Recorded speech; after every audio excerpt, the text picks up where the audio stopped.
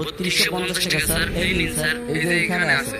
কই মনির হৃদয় জানামাজ অর্ডার করলে না আমার জন্য?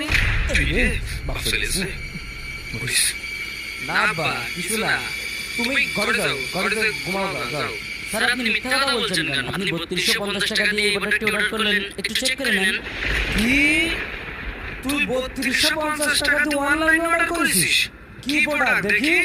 আব্বা দেখা কিছু না, তুমি যাও দিনি ঘরে যাও। আয় দেখি দেখা ও কিছু না, আয় দেখি দেখা কি কিনেছিস দেখা ও কিছু না, আয় দেখা ও কিছু না। আব্বা 2500 টাকা দিয়ে তুমি জিনিস কেন?